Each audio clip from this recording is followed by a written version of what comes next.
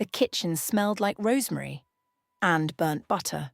It's strange what your brain chooses to remember.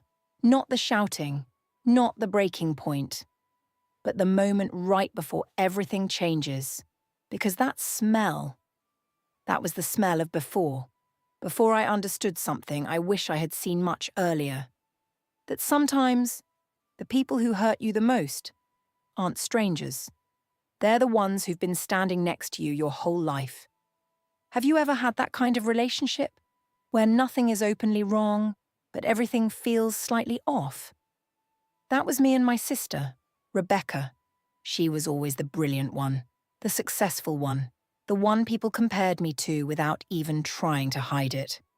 And I learned, early on, how to make myself smaller, quieter, easier to accept. But here's the thing I didn't understand back then. When you spend your whole life shrinking, people don't just expect it, they rely on it. That night was supposed to be a celebration. My parents' anniversary. The house was full, laughter in every room, glasses clinking, stories being told like nothing had ever gone wrong. And for a moment, I let myself believe it, that maybe things had softened, that maybe time had fixed something between us. But I think a part of me already knew. Emma was in the living room with Rebecca, laughing, trusting, the way children do when they haven't learned yet. That trust can be misplaced.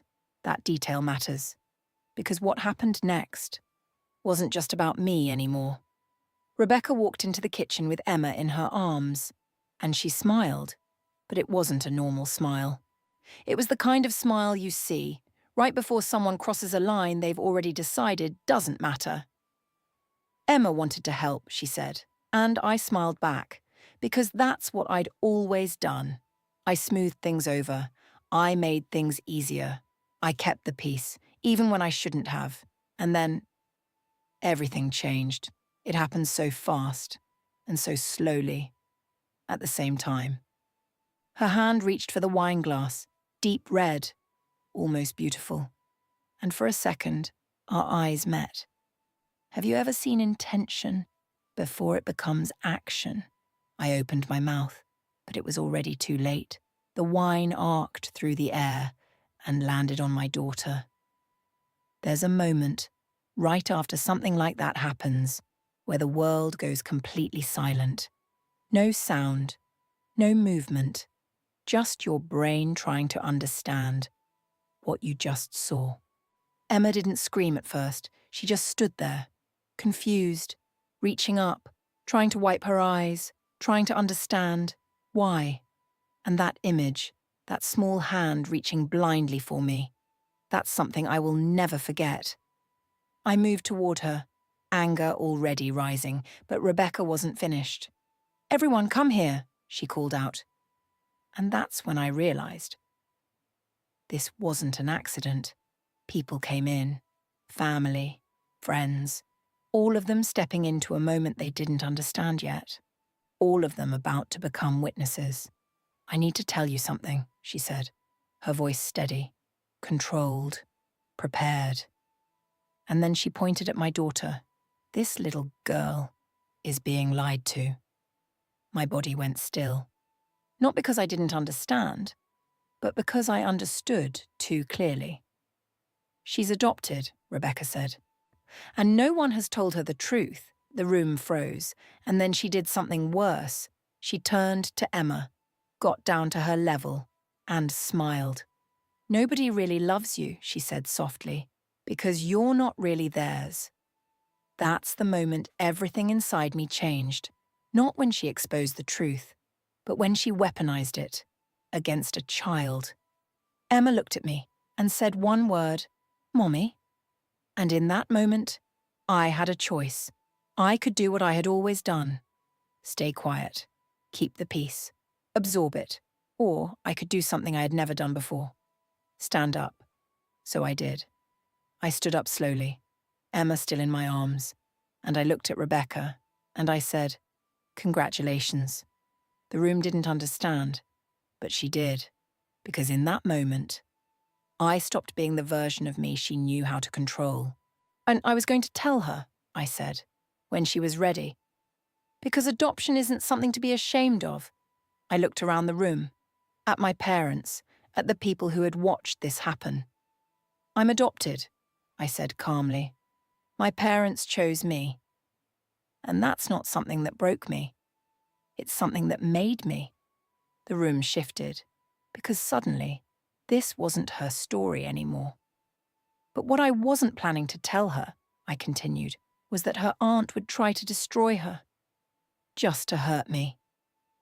Rebecca stepped back, and for the first time, she looked unsure. You didn't expose the truth, I said quietly. You exposed yourself. Silence, heavy, unavoidable. Everyone here saw what you did, I said.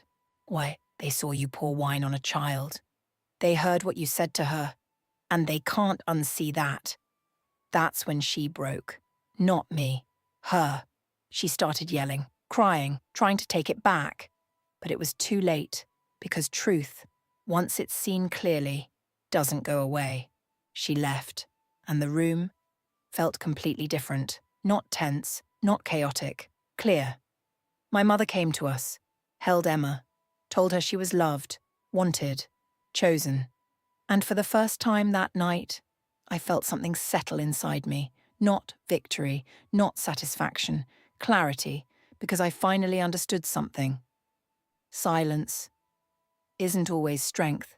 Sometimes it's just fear, disguised as peace. The next day, I made sure it didn't happen again. Legal action, boundaries, consequences. Not because I wanted revenge, but because I needed to make something clear. You don't get to hurt my child and walk away unchanged. Emma healed. Children do, faster than we expect. But she learned something that night, and so did I. She learned that being chosen is powerful. And I learned that protecting someone you love means being willing to become someone others don't recognize anymore. So if you're listening to this, and there's something in your life that feels wrong, but you keep telling yourself to stay quiet, to keep the peace, to not make it worse, ask yourself this: if it happened again, would you still stay silent? Because sometimes the moment you speak up is the moment everything breaks. But it's also the moment everything finally becomes real. There's something a lot of us take a long time to understand. Not everyone in your family, is actually a safe place. We grow up believing that family means protection, that it's the one place where you can be vulnerable without being hurt. But the truth is, that's not always how it works. Some relationships last for years, not because they're healthy, but because we've learned how to tolerate them. In this story, the most painful part wasn't the truth being exposed. It was how that truth was used. As a weapon, aimed at a child who wasn't old enough to understand it, let alone defend herself. And that's where the line is. Because when someone doesn't just hurt you, but starts hurting someone you love, it's no longer just personal. That's the moment you're forced to choose: keep the peace or protect what actually matters. The deeper lesson here isn't be strong or get revenge. It's this: know where your boundaries are, and don't let anyone cross them, even if they're family. Because if you don't, the world will teach your child something dangerous. That being disrespected is normal. That love can come with pain. That staying quiet is the safest way to survive. And that's not a lesson any child should have to learn. Applying this in real life doesn't mean becoming cold or shutting everyone out. It means paying closer attention.